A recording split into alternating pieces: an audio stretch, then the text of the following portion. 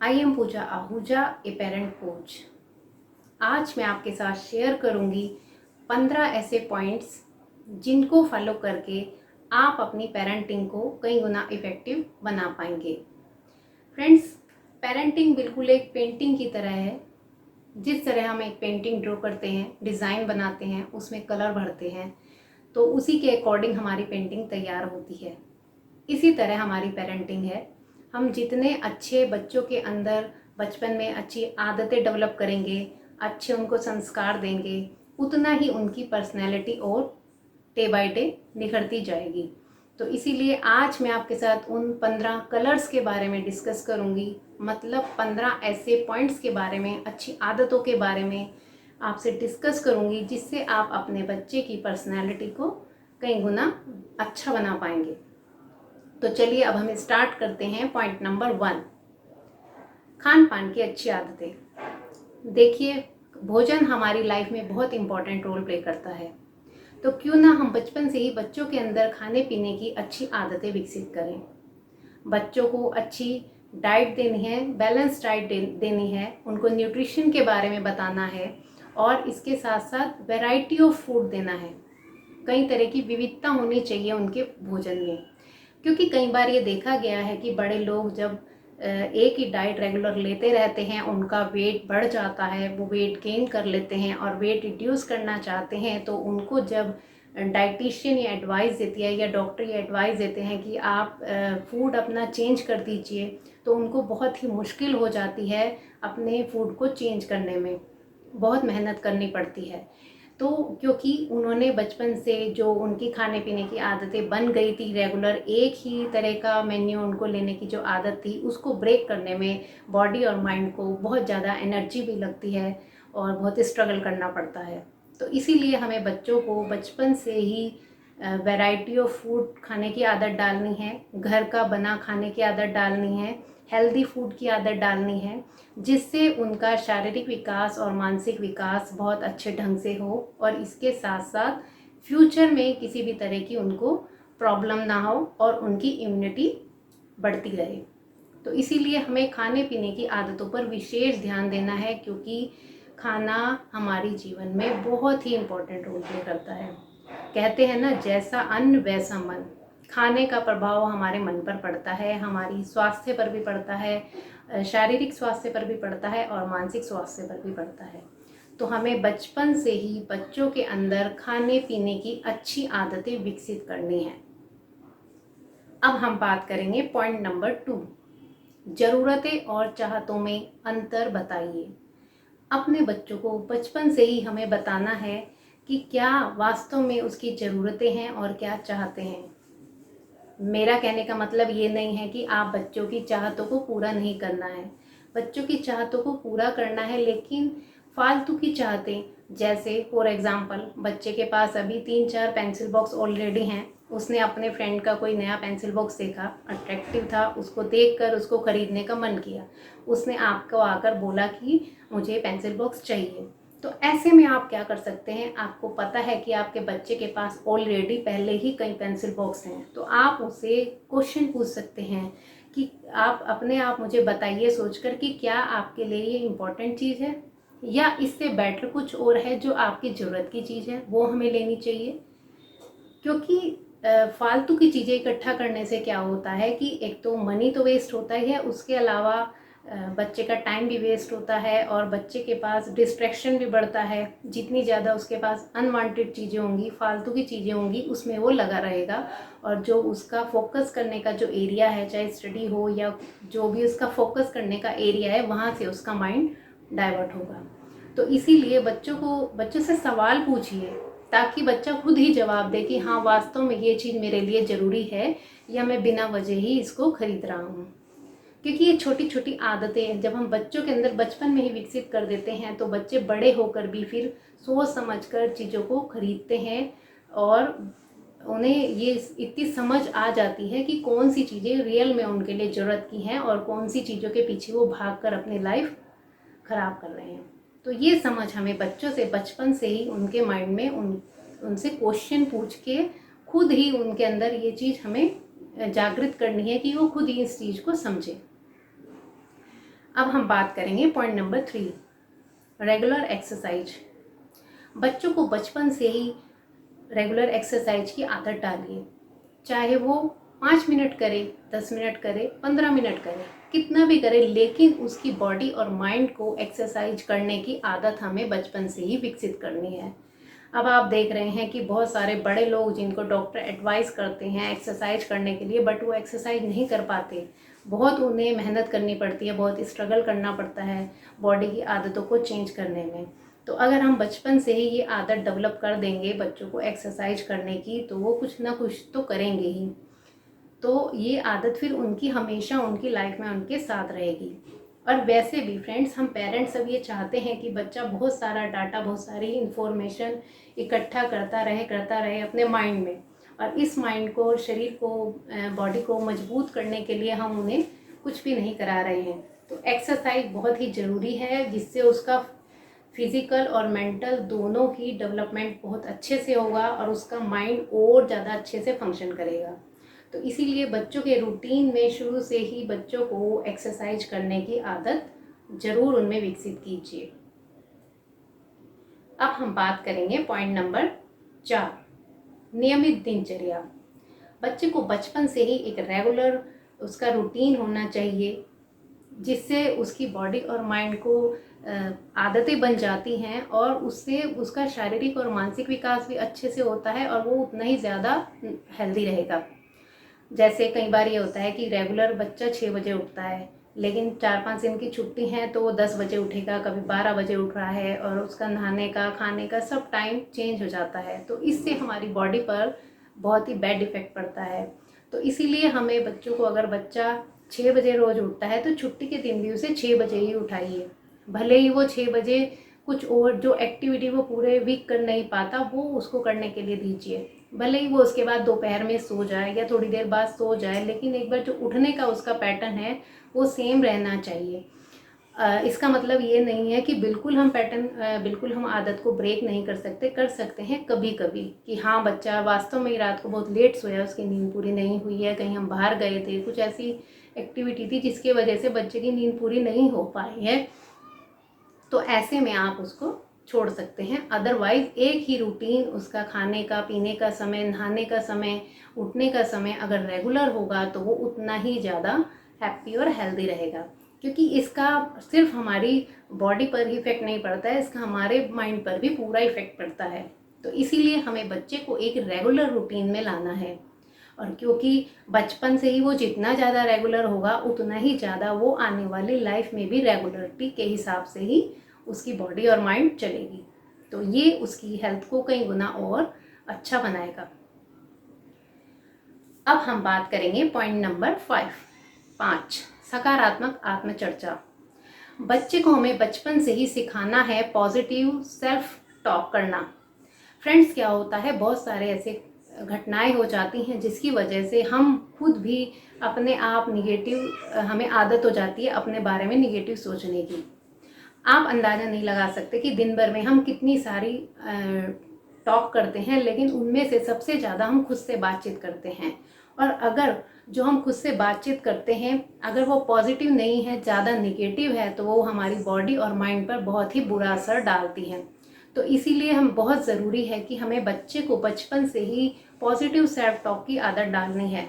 For example, जैसे आपके बच्चे को ड्राइंग में डर लग रहा है या पर्टिकुलर किसी सब्जेक्ट से वो डर रहा है, तो आपको उसको कई बार उसे कमांड देनी है कि नहीं, you can do it, you can do it and it is so easy. इस तरह की उसे 3-4 बार जब हम उसको कमांड देंगे कि आप कर सकते हैं, आप कर सकते हैं, आपके लिए ईजी है, आपको आता है, जब हम कई बार उसको इस तरह की कमांड देंगे तो उसका माइंड इस चीज़ को एक्सेप्ट करेगा और वो खुद महसूस करेगा और खुद अपने आप से वो इस तरह की अपने आप को कमांड देगा कि yes I can do it, मैं इसे कर सकता हूँ। और इस तरह जब बच्चे को कई बार ऐसी सिचुएशन आएगी तो वो बार बार जब इस तरह की पॉजिटिव सेल्फ टॉक करेगा तो ये सिर्फ उसकी हेल्थ को ही नहीं, उसके कॉन्फिडेंस लेवल को भी कई गुना इंक्रीज करेगा। तो इसीलिए हमें चाहिए कि हमें बच्चों को बचपन से ही सेल्फ जो टॉक करता है उसे पॉजिटिव करें, ताकि उसकी फिजिकल और मेंटल हेल्थ कई गुना इम्प्रूव हो। अब हम बात करेंगे पॉइंट नंबर 6, क्वालिटी टाइम दें। फ्रेंड्स, सभी पेरेंट्स अपने बच्चों को टाइम तो देते हैं, बहुत टाइम देते हैं, लेकिन खास तौर पे मैं बात कर रही हूँ फादर्स की, तो बच्चे को कई बार वो क्वालिटी टाइम नहीं दे पाते। क्वांटिटी मैटर नहीं करती बट क्वालिटी मैटर करती है।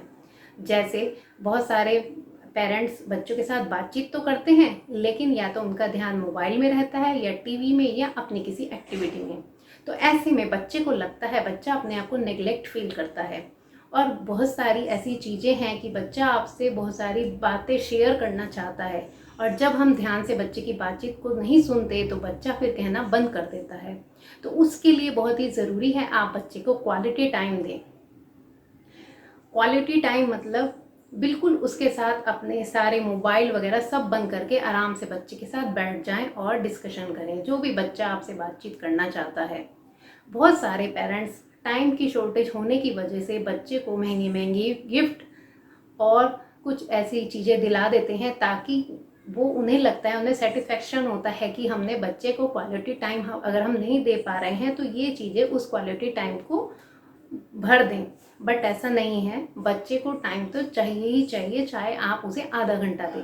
आप पूरे वीक में उसे समय नहीं दे सकते तो कम से कम एक वीकेंड में तो उसे समय दीजिए और क्वालिटी टाइम दीजिए। अपने बच्चे को समय देना बहुत ही ज़रूरी है।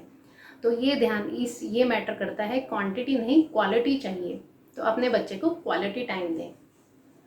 अब हम बात करेंगे पॉइंट नंबर 7, बच्चों के अंदर कंपटीशन नहीं कोऑपरेशन की भावना भरिए।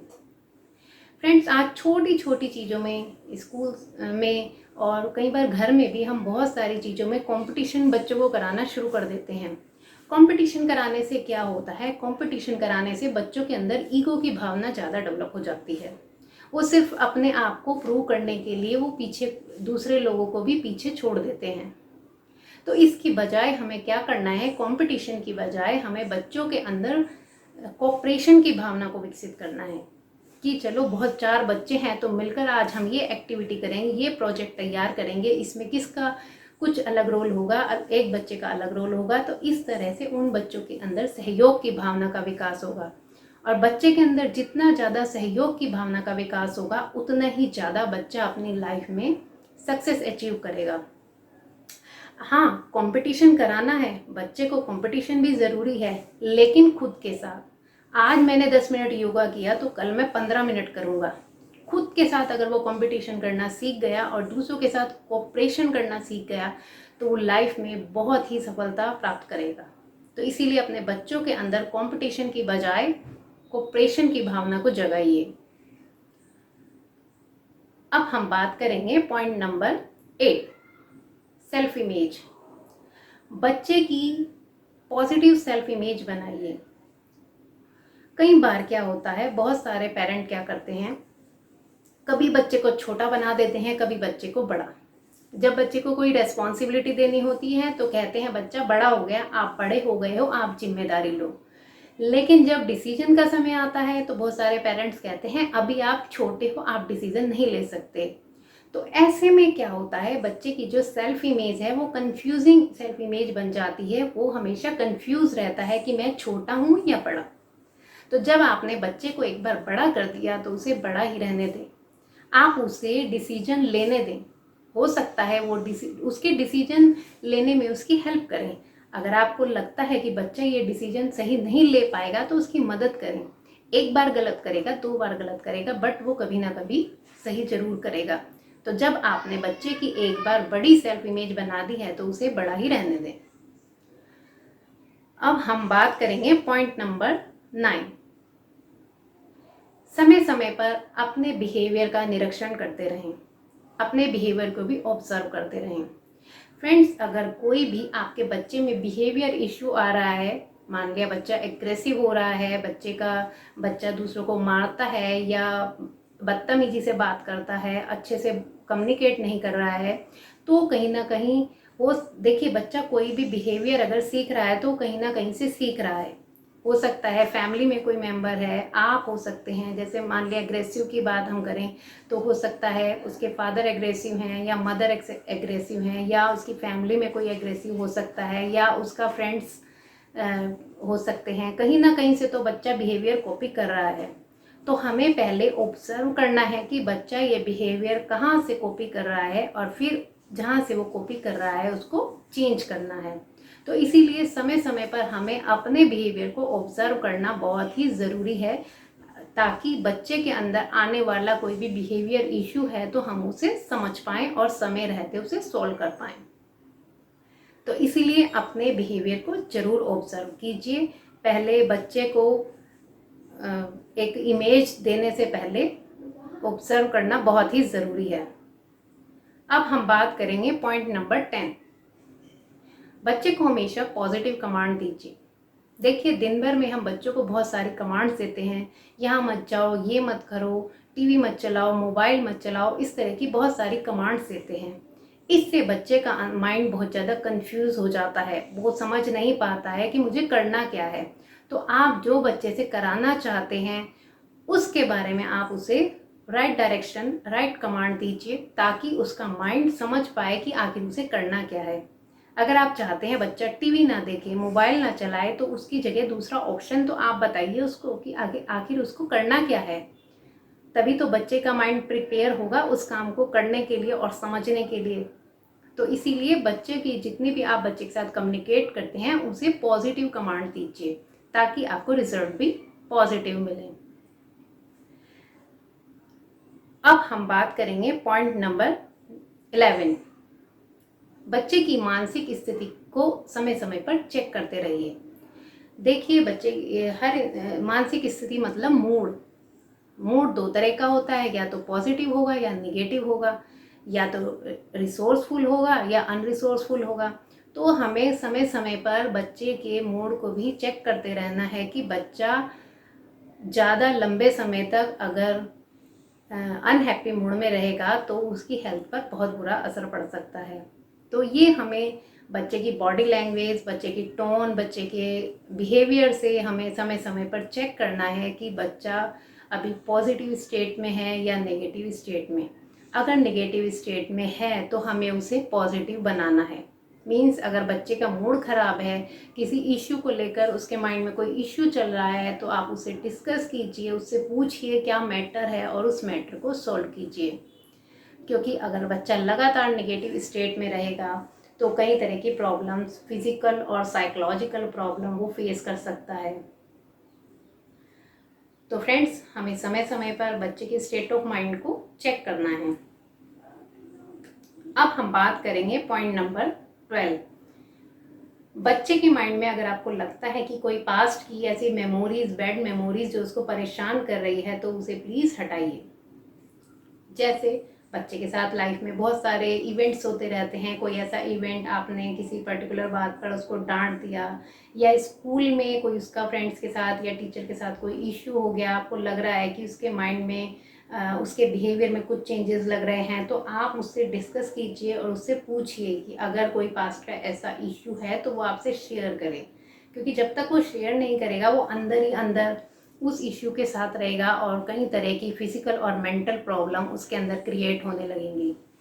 अगर उसके पास कोई पास्ट का इश्यू है तो उसके लिए आपको उसकी ब्राइट फ्यूचर की तस्वीरें उसको दिखानी हैं। मीन्स कुछ उसके जो फ्यूचर हैं उसके बारे में उसको अच्छे मोमेंट विजुलाइज कराने हैं, ताकि वो अपनी पास्ट की उन मेमोरीज को डिलीट कर पाए। तो इसीलिए जब भी अगर आपको बच्चे के बिहेवियर में, बच्चे के लाइफ स्टाइल में कुछ इस तरह का आपको चेंज, उसके मूड में कुछ चेंज ऐसा दिखाई दे, तो प्लीज़ आप उससे ज़रूर डिस्कस कीजिए और उसकी अगर पास्ट की कोई ऐसी बैड मेमोरीज है तो उससे क्लियर कीजिए, ताकि वो स्ट्रेस फ्री हो पाए। अब हम बात करेंगे फ्रेंड्स पॉइंट नंबर 13। बच्चे में देखिए, बहुत सारे बच्चों में बहुत सारी स्ट्रेंथ होती हैं, बहुत सारी शक्तियाँ होती हैं, बट वो खुद नहीं जानते कि उनके अंदर क्या क्वालिटीज़ हैं, क्या स्ट्रेंथ हैं। तो एज ए पेरेंट ये हमारी रिस्पॉन्सिबिलिटी है कि हम बच्चे की हेल्प करें, उसके अंदर जो क्वालिटीज़ हैं, जो स्ट्रेंथ हैं, उनको पहचानने की। बच्चा तो बच्चा है, वो नहीं पहचान पाएगा। जैसे फॉर एग्ज़ाम्पल कोई बच्चा आर्ट में बहुत अच्छा है, बहुत अच्छी ड्राइंग बना लेता है, कोई कम्युनिकेशन स्किल किसी बच्चे का अच्छा है, किसी बच्चे का सिंगिंग बहुत अच्छा है, कोई बच्चा अच्छा डांस कर सकता है। तो हमें बच्चे को बताना है उनकी स्ट्रेंथ के बारे में। अगर जितना ज़्यादा हम बच्चे की स्ट्रेंथ के बारे में उन्हें बताएंगे कि हाँ आप बहुत अच्छा गाते हो, आप बहुत अच्छा बजाते हो, आप बहुत अच्छी ड्राइंग करते हो, तभी तो वो पहचानेगा और वो उस काम को और ज़्यादा डे बाय डे इम्प्रूव करता जाएगा। उसे मोटिवेट करें। तो हम अक्सर पेरेंट्स क्या करते हैं, जो बच्चे के अंदर वीक पॉइंट होते हैं उन पर हमारा फोकस ज़्यादा रहता है, जिसकी वजह से क्या होता है कि जो उनकी स्ट्रेंथ है वो धीरे धीरे दबने लगती हैं, ख़त्म होने लगती हैं। तो हमें करना क्या है, उन स्ट्रेंथ को बच्चों को पहचानने में उनकी मदद करनी है, ताकि उनकी स्ट्रेंथ और बढ़ती जाए, लगातार डे बाय डे इम्प्रूव होती जाएं। और जब उनकी स्ट्रेंथ बढ़ती जाएंगी वो अपनी क्वालिटीज़ को पहचानना शुरू कर देंगे और उनकी क्वालिटीज़ डे बाय डे बढ़ने लगेंगी, तो उनकी जो वीकनेस है वो अपने आप ही दूर होने लगेंगी। देखिए, कोई भी इंसान जिसके अंदर अच्छी जो हैबिट्स हैं उसको अगर कोई पहचान लेता है और उसकी तारीफ़ कर देता है, तो धीरे धीरे उसके वीक पॉइंट दूर होने लगते हैं। तो इसीलिए टाइम टू टाइम बच्चे के स्ट्रेंथ को पहचानने में उनकी मदद कीजिए। अब हम बात करेंगे पॉइंट नंबर 14, बच्चों की इंद्रियों को विकसित कीजिए। देखिए, हम ये सभी जानते हैं हमारी 5 सेंसेस होती हैं, eyes, ear, nose, tongue and skin. But जो लर्निंग है, जो हमारा सीखने का काम है, वो ज़्यादा आइज़ और ईयर और स्किन के द्वारा होता है। आइज़ मतलब विजुअल सेंस, हम देखकर सीखते हैं। ईयर मतलब ऑडिटरी सेंस, जिससे हम सुनकर सीखते हैं। और स्किन मतलब काइनेस्थेटिक सेंस, जिससे हम काम को, एक्टिविटी को करके सीखते हैं। तो कुछ बच्चों की कोई सेंसेस डेवलप हो जाती हैं अकॉर्डिंग इन्वायरमेंट, और किसी बच्चे की कोई सेंस एक्टिव हो जाती हैं। तो लेकिन अगर हम कुछ ऐसी एक्टिविटी प्लान करें जिससे बच्चे की सारी सेंसेस एक्टिव हों, तो बच्चा अपनी लाइफ में ज़्यादा अचीव कर पाएगा, ज़्यादा सीख पाएगा। तो उसके लिए बहुत सारी ऐसी एक्टिविटी हैं। अगर हमें बच्चे की विजुअल सेंस ज़्यादा इम्प्रूव करनी है, तो उसे चित्र कलर्स वगैरह दिखाइए। और अगर हमें सुनने वाली उसकी सेंस को ज़्यादा डेवलप करना है, तो उसे ऑडियो सुनाइए। और अगर हमें उसकी काइनेस्थेटिक सेंस को ज़्यादा एक्टिवेट करना है, तो हमें उसे कुछ एक्टिविटी देनी है, ताकि जितना ज़्यादा वो एक्टिविटी करे उतना ही ज़्यादा वो सीखे। तो इस तरह से हमें बच्चों की सारी सेंस पे काम करना है, ताकि बच्चे की जो लर्निंग पावर है वो और ज़्यादा बढ़े। वो ज़्यादा सीखेगा, उतना ही ज़्यादा सक्सेसफुल होगा। तो इस तरह से कुछ एक्टिविटीज़ भी हैं, मैं आपके साथ और वीडियो में शेयर करूँगी कि कौन कौन सी एक्टिविटी के द्वारा आप बच्चे की कौन कौन सी सेंस को डेवलप कर सकते हैं।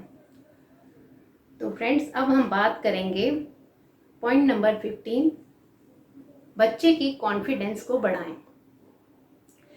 देखिए, बहुत ही हमारी लाइफ में बहुत ही ज़रूरी है कॉन्फिडेंस। अगर बच्चे के पास कॉन्फिडेंस है तो वो बहुत अपनी लाइफ में बहुत आगे जाएगा। अगर उसके पास बहुत नॉलेज है बट उसके अंदर कॉन्फिडेंस नहीं है, तो वो सक्सेसफुल नहीं हो पाएगा। तो इसीलिए ये हमारी रिस्पॉन्सिबिलिटी है कि हम बच्चे के कॉन्फिडेंस को डे बाय डे और इम्प्रूव करें और बढ़ाएं।